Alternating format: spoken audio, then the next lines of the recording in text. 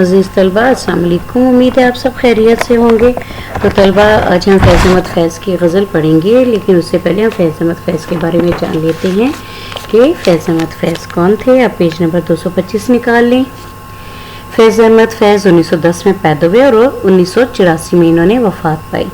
وہ سیالکوٹ میں پیدا ہوئے تھے، ابتدائی تعلیم بھی وہیں سے حاصل کی تھی۔ بی اے کرنے کے بعد عربی میں بی اے آنرز کیا اور پھر انگریزی اور عربی میں ایم اے کیا۔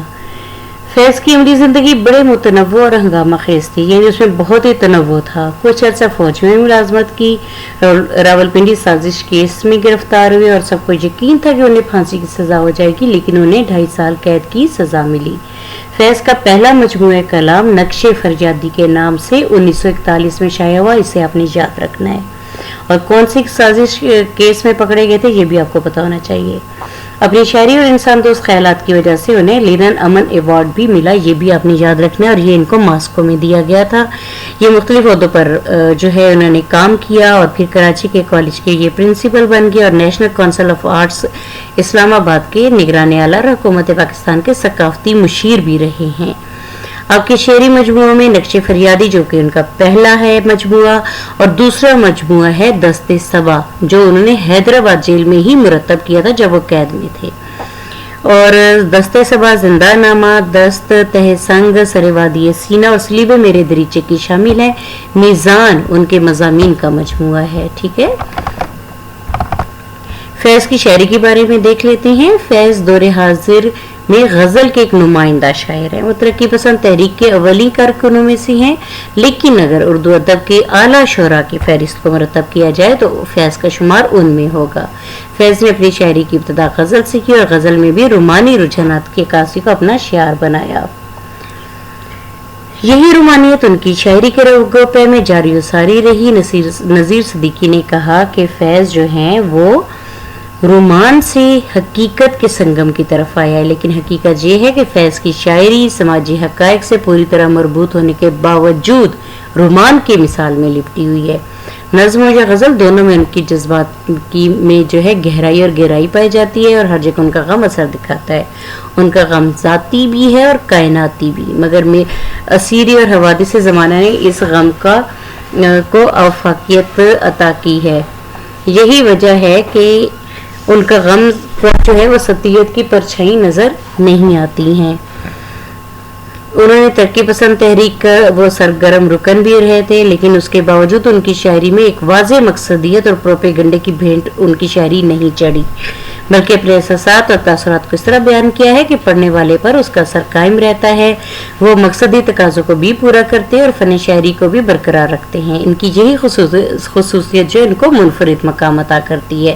ان کا غم میر کا لہجہ رکھتا ہے اور وہی دھیما پن اور خود سپردگی کی کیفیت پائی جاتی ہے۔ وہ دوسرے ترقی پسند شاعروں کی طرح جذباتی ہو کر تو تیز اور پرجوش لہجہ اختیار نہیں کرتے، بلکہ ظلم کو سہ جانے اور ستم کو برداشت کرنے کا حوصلہ رکھتے ہیں۔ وہ دعا تو دے سکتے ہیں، مگر تخریب کاری میں ان کا ذہنی معیار انقلاب سے بعید ہے، یعنی بہت دور ہے۔ ان کی شاعری کا کمال یہ ہے کہ انہوں نے روایت کی سختی سے پابندی کے باوجود روایتی رموز و علام کو ایک نئی معنویت سے روشناس کروایا ہے۔ ان کے ہاں استعارے اور تلمیحات جو ہیں وہ فرسودہ معنوں میں استعمال نہیں ہوتے، بلکہ ان کے سیاسی مقاصد کی آئینہ داری کرتے ہوئے حسن غزل کو بھی دوبالا کر دیتے ہیں۔